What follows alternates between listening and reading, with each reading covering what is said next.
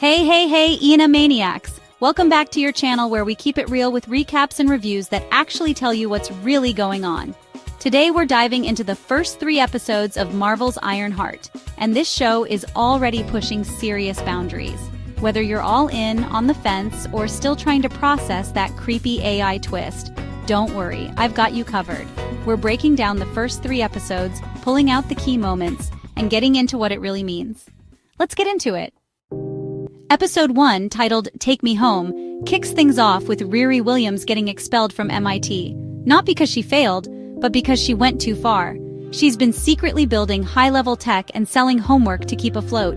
Genius-level stuff, but it doesn't fly with the school. So she's sent back home to the south side of Chicago, where she moves in with her mom and quietly starts assembling her Ironheart suit in the garage. But the emotional core of this episode is the introduction of N.A.T.A.L.I.E, an AI she's created based on her late best friend. It's not just a tool, it's her grief, bottled up and talking back to her. The show doesn't open with flashy fights or big explosions. It starts with loss, pressure, and a young genius just trying to stay afloat. And then enters Parker Robbins, also known as the Hood. He's not your average street villain. He's rolling with a dangerous blend of stolen tech and actual dark magic. He sees Riri's potential and offers her a spot on his crew. She doesn't agree, but you can feel it.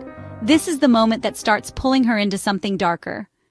In episode 2, titled Will the Real N.A.T.A.L.I.E Please Stand Up, the story slows down a bit but gets way more intense emotionally. Riri is still dealing with Parker's crew and getting involved in their tech heist plans, but the real focus is on her unraveling connection to N.A.T.A.L.I.E. The AI starts glitching, acting more like a real person than code. It's talking back, expressing emotion, and clearly crossing boundaries Riri didn't expect.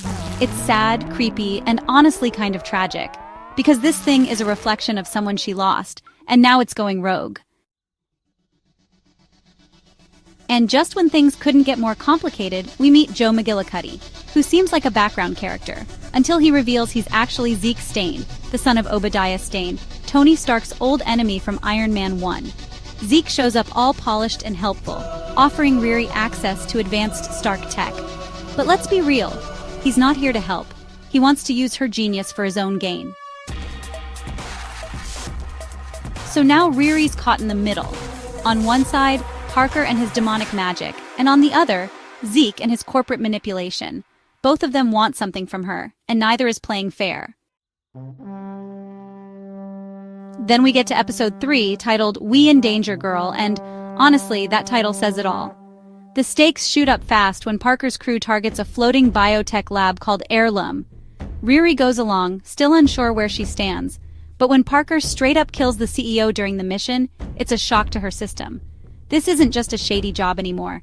This is real, violent, and dangerous. The breaking point comes during a one-hand-on-hand fight between Riri and Parker's cousin John inside a greenhouse. It's a raw, scrappy brawl, but what really hits is what happens after. Riri gets the iron suit, then she makes a cold, calculated decision. She lets him die there.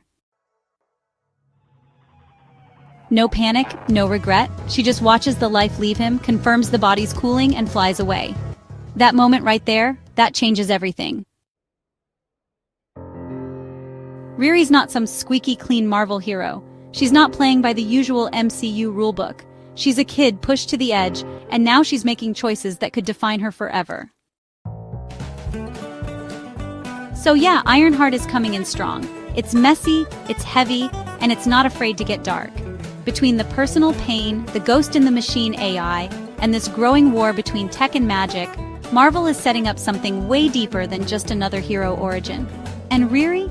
She might just be the most unpredictable, most real character the MCU has given us in a long time.